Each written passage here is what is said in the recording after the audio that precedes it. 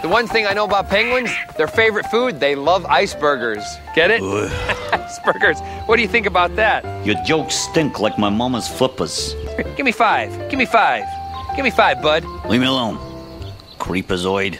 Penguins can be so cold.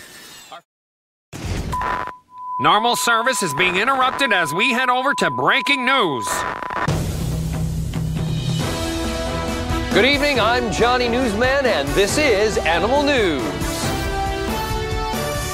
Tonight's top story, brave crocodile becomes Robo-Croc.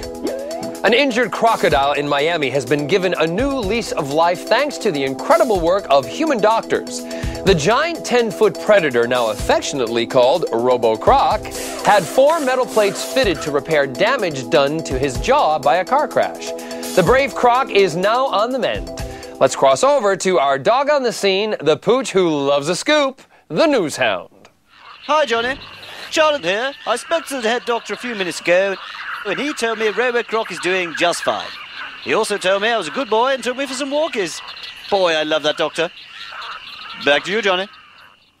Thanks, News Hound. That was tonight's Animal News. Thanks for watching, and stay furry.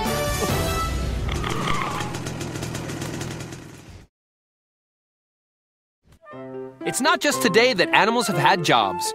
In fact, history reveals that in the past, they've had even more amazing jobs than today. And here are those, history's heroes! I'm Professor John Bumbleman, the world's greatest animal historian. Let us begin. Some animals haven't worked for mere mortals.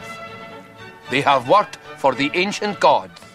Our first high-achieving employee worked over 1,000 years ago in the Rugen Islands. The people of the islands believed this white horse carried their 4-headed god, and since carrying a god was such an important job, they trusted his mighty stallion to decide whether they should go to war. Yay or nay? They would get the horse to step over a small fence, and if he stepped over with his right leg, the gods were predicting victory. But if his left leg went over first, it meant defeat, and the islanders would have to rethink their battle plans. The next animal had an even more important job. It created the world.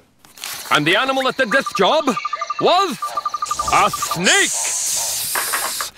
She was called the Rainbow Serpent, and the Aboriginal people of Australia began worshipping her because they thought she created the earth. They believed that the Rainbow Serpent slept under the ground with all the animal species in her belly waiting to be born. When it was time, she pushed up and called all the animals to come from their sleep.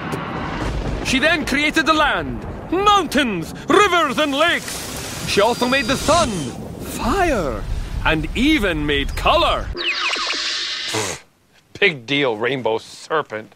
It's not that hard creating the world, is it? Look. I made this, didn't even have any help. It's supposed to do that anyway. The Rugen Island horse and the Rainbow Serpent all worked hard, but their positions were not as high as the next animal. The scarab beetle. It had the top job. It was one of the Egyptians' most worshipped ancient gods. The beetle was famous for rolling up poo into bowls where they would lay their eggs. When the eggs hatched, the babies would eat the dung ball. Yuck! The ancient Egyptians couldn't work out how the sun moved across the sky every day. But having observed the scarab beetle, they decided the only explanation was the beetle was pushing the sun into place. This great scarab beetle in the sky became the god Kepra, and our most worshipped history's hero. Wow! And that concludes this week's History's Heroes!